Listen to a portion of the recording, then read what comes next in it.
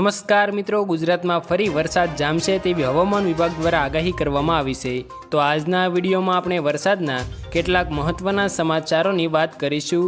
તો વિડીયોને છેલ્લે સુધી જોતા રહેજો।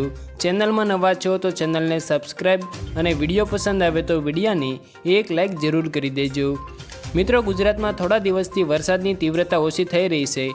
જો કે હવામાન નિષ્ણાતોના જણાવ્યા પ્રમાણે આ વખતે ગુજરાતમાં ઓક્ટોબર સુધી વરસાદ રહે તેમ જણાવવામાં આવ્યું છે।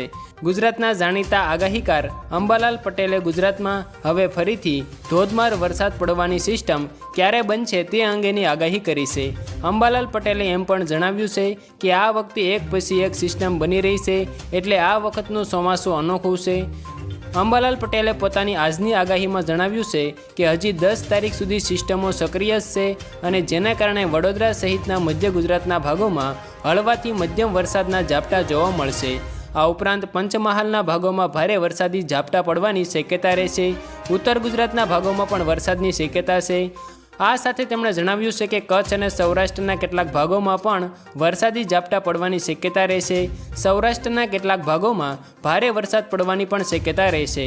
દક્ષિણ ગુજરાતના ભાગોમાં પણ વરસાદી ઝાપટા તો કેટલાક ભાગોમાં ભારેથી અતિભારે વરસાદ પડવાની સંભાવના છે।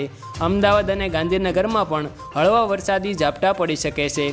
આ સાથે તેમણે જણાવ્યું છે કે દક્ષિણ ચીન તરફ એક પ્રચંડ વાવાઝોડું બની રહ્યું છે અને આ વાવાઝોડું શમી જતાં બંગાળના ઉપસાગરનો એક પ્રવાહ જે દક્ષિણ ચીન તરફ જાય છે તે પ્રવાહ બંધ થતાં આ વાવાઝોડાના અવશેષો આ બંગાળના ઉપસાગરમાં આવશે, એટલે બંગાળનો ઉપસાગર વધુ સક્રિય થશે, જેનાથી જે સિસ્ટમ બનશે તેના લીધે 12મી તારીખથી ગુજરાતનું હવામાન પલટાશે અને 12મી તારીખથી કેટલાક ભાગોમાં ફરી વરસાદી ઝાપટા પડશે।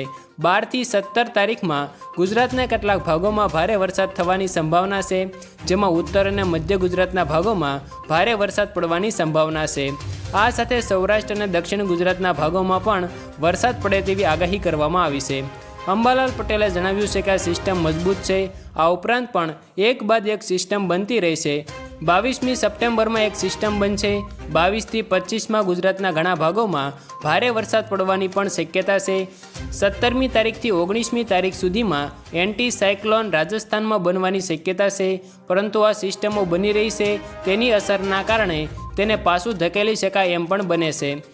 હવામાન નિષ્ણાત અંબાલાલ પટેલે જણાવ્યું છે કે આ વખતે એક પછી એક સિસ્ટમ બની રહી છે, તેથી આ ચોમાસું અનોખું છે। એક બાદ એક સિસ્ટમ બનતા ચોમાસું ક્યારે વિદાય લેશે તે કહેવું મુશ્કેલ છે। હજી પણ રાજ્યમાં ભારે વરસાદ પડી શકે છે। 27મી સપ્ટેમ્બરથી 5મી ઓક્ટોબર સુધી ગાજવીજ સાથે કેટલાક ભાગોમાં વરસાદ પડવાની શક્યતા છે।